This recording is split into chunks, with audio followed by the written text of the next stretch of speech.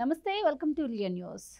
జగన్మోహన్ రెడ్డి హయాంలో వివాదాస్పద ఆఫీసర్లుగా పేరు తెచ్చుకున్న వారిలో ముఖ్యంగా వినిపించే పేరు ప్రవీణ్ ప్రకాష్. ఎప్పుడైతే ఆంధ్రప్రదేశ్లో గవర్నమెంట్ మారిందో ఆయన మరి 7 ఏళ్ల సర్వీసు ఉండగానే వీఆర్ఎస్ తీసుకోవడానికి అప్లై చేసుకోవడం, అది వెంటనే కూటమి ప్రభుత్వం అంగీకరించడం, మరి సెప్టెంబర్ నెలలో ఆయన వీఆర్ఎస్ కూడా తీసుకోబోతున్నారు అనుకుంటున్న నేపథ్యంలో ఆయన సడన్గా ఇప్పుడు డెసిషన్ మార్చుకున్నట్టయితే వార్తలు వస్తున్నాయి. తాను మానసిక ఒత్తిడిలో ఉన్నానని, అందుకే వీఆర్ఎస్ కోసం అప్లై చేశానని, ఇప్పుడు తన డెసిషన్ మార్చుకోబోతున్నట్టుగా, అలాగే తాను విధుల్లో కొనసాగాలని కోరుకుంటున్నట్టుగా మరి గవర్నమెంట్ని అడుగుతున్నారు అంటున్నారు. మరి ఎందుకు ఆయన ఇప్పుడు డెసిషన్ మార్చుకోవాల్సి వచ్చింది? అలాగే గతంలో ఆయనపై మరి విద్యాశాఖ కార్యదర్శిగా ఉన్నప్పుడు చాలా ఆరోపణలు ఉన్నాయి. ఆయన ఏ డిపార్ట్మెంట్లో ఉన్నా కూడా వివాదాస్పద ఆఫీసర్గానే మరి పేరు తెచ్చుకున్న సందర్భాలు అయితే మనం చూసాము.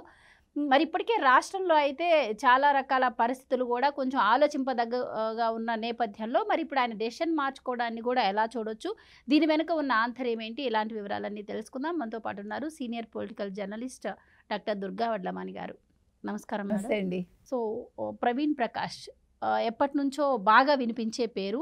ఆయన ఏ సర్వీస్లో ఉన్నా కూడా అక్కడ వివాదాస్పద ఆఫీసర్గానే పేరు తెచ్చుకున్నారు. ముఖ్యంగా విద్యాశాఖలో కూడా ఆయన టెండర్లలో చేసిన అక్రమాలు కావచ్చు, ఈవెన్ పిల్లలు తినే పల్లి చిక్కీల టెండర్లలో కావచ్చు, అక్రమ బదిలీలు, టీచర్ల అక్రమ బదిలీల విషయంలో కావచ్చు, వీటన్నిటిలో కూడా ఆయన పేరు బాగా వినిపించింది. అప్పటి విద్యాశాఖ మంత్రి బొత్స సత్యనారాయణతో అంటకాగి ఇవన్నీ చేశారని చెప్పి ఇవన్నీ బయటకు వస్తే ఆయన వీఆర్ఎస్ తీసుకోవాలనుకున్నట్లుగా కూడా అప్పుడు మనం చాలాసార్లు మాట్లాడుకున్న సందర్భాలు ఉన్నాయి. కానీ ఎందుకు ఆయన ఇప్పుడు డెసిషన్ మార్చుకొని మళ్ళీ విధుల్లో కొనసాగాలి అనుకుంటున్నారు? ఒకవేళ ఆయన డెసిషన్ని మరి ఇప్పటి గవర్నమెంట్ అంగీకరించే ఛాన్స్ ఉందా? ఏం జరగబోతుంది, ఏం చెప్తారు? మీరు వివాదాస్పదం అన్నారు. వివాదాస్పదంతో పాటు జగన్మోహన్ రెడ్డికి ఒక స్పై అనొచ్చు, లేకపోతే జగన్మోహన్ రెడ్డికి చాలా ఇష్టడు అనొచ్చు, ఏదైనా చెప్పచ్చు మనం. కాబట్టి అటువంటి ప్రవీణ్ ప్రకాష్ మీరు చెప్పినట్టుగా ఎల్వి సుబ్రహ్మణ్యం గారు అప్పట్లో మీకు గుర్తుంటే ఆయన్ని సస్పెండ్ చేయమంటే సస్పెన్షన్ ఆర్డర్ ఇచ్చాడు జగన్మోహన్ రెడ్డి చెప్పాడని. ఫస్ట్ అది ఎందుకంటే ఎల్వి సుబ్రహ్మణ్యం లాంటి ఒక నిజాయితీపరుడైన ఐఏఎస్ ఆఫీసర్కి ఆ రకంగా ఈయన తాకీదు ఇవ్వడం చాలా తప్పు కదా. అది అప్పట్లో అది చాలా సంచలనం నన్ను అడిగితే. ఎందుకంటే ఈయన చాలా చిన్నవాడు కదా కంపారిటివ్గా. రెండోది మీరు చెప్పిన ఉపాధ్యాయుల విషయంలో ఈయన చేసిన అరాచకాలు అన్నీ ఇన్ని కావు. ఒక విద్యాశాఖ కమిషనర్గా ఉండి ఈయన చాలా అన్యాయాలు చేశాడు ఉపాధ్యాయులకి.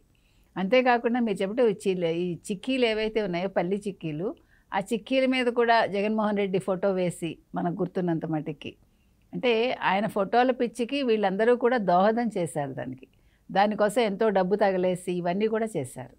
ఇంతేకాకుండా ఈయన ఇన్ని కాదు, ఈయన చేసిన అక్రమాలు ఎక్కడ తీసుకున్నా కూడా ఏ శాఖలో ఉన్నా ఆయన మీద చాలా కంప్లైంట్సే ఉంటాయి. ఎందుకంటే మీరు చెప్పినట్టు బొత్సాతో అంటకాగి ఉపాధ్యాయుల విషయంలో, వాళ్ళ బదిలీల విషయంలో ఒక్కొక్కళ్ళ దగ్గర 3 లక్షలు 4 లక్షలు తీసుకున్నారు.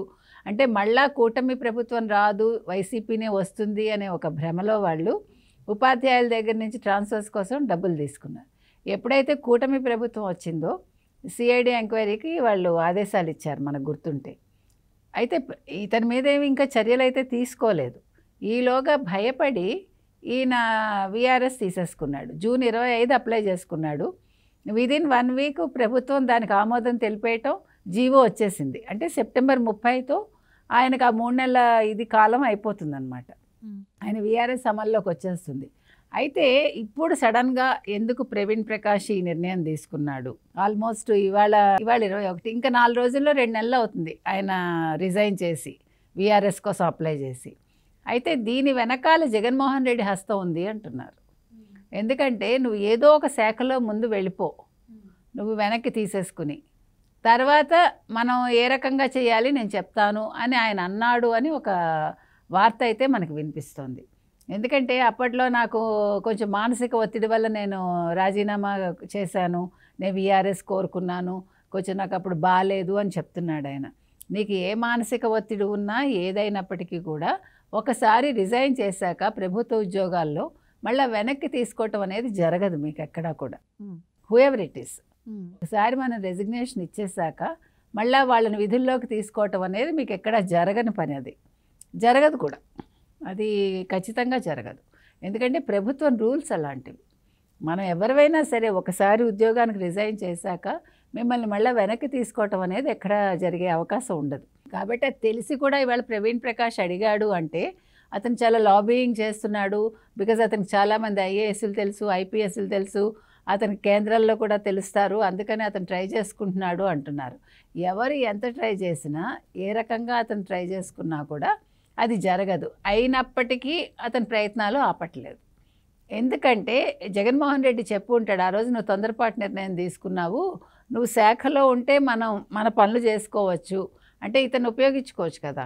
ఇప్పుడు జగన్మోహన్ రెడ్డికి ఇంకా చాలా పనులు ఉంటాయి కదండి, ఏ శాఖలోనైనా ఉంటాయి, అంటే కొంచెం ఇన్ఫ్లుయెన్స్ చేయొచ్చు. ఇప్పటికీ మీరు చూసుకున్నారంటే మీరు ప్రతి శాఖలోనూ ఇంకా వైసీపీ సానుభూతి పరులు ఉన్నారు. అండ్ మొన్నటి వరకు మనం విన్నాం కదా మేడం, 16 మంది ఐపీఎస్ అధికారులను కూడా రిపోర్ట్ చేయాలి అని చెప్పి డీజీపీ ఆదేశించారు. ఎందుకు అంటే వాళ్ళు కూడా వాళ్ళకు అందినంత సమాచారాన్ని వైసీపీ పార్టీకి చేరవేరుస్తున్నారు అన్న ఉద్దేశంతోనే వాళ్ళని డీజీపీ ఆఫీస్లో రిపోర్ట్ చేయాలి, ఎలాంటి డ్యూటీ ఇవ్వకుండా కూర్చోబెట్టారు అన్న విషయం. సో అందులో భాగంగానే అంటే వాళ్ళని పక్కన పెట్టిన నేపథ్యంలో ఈయన రంగంలోకి దిగారనుకోవచ్చా? అది కూడా ఉండొచ్చు. మీరు చెప్పిన 16 మంది ఎవరైతే ఉన్నారో వాళ్ళ కేసుల వివరాలు తెలుసుకోవడం, ఆ కేసులకు సంబంధించిన వాళ్ళని ఇన్ఫ్లుయెన్స్ చేయడానికి ప్రయత్నించారు వాళ్ళు. అవన్నీ ప్రభుత్వానికి తెలిసాకే మీరు పొద్దున్న సాయంకాలం కూడా సంతకాలు పెట్టాలని చెప్పింది.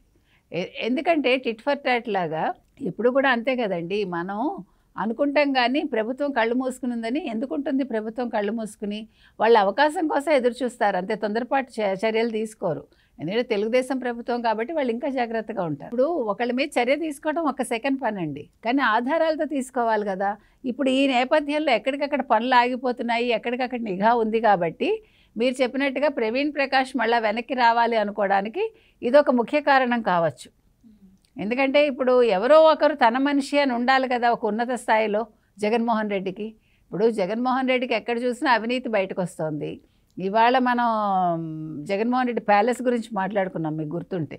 అందులో ఎన్ని జరిగాయండి అవినీతులు, మీరు చూడండి కావాలంటే, అసలు ఎక్కడా ఉండదు మీకు. కాబట్టి ఇప్పుడు జగన్మోహన్ రెడ్డికి తన మనిషి అంటూ ఒకళ్ళు ఉండాలి.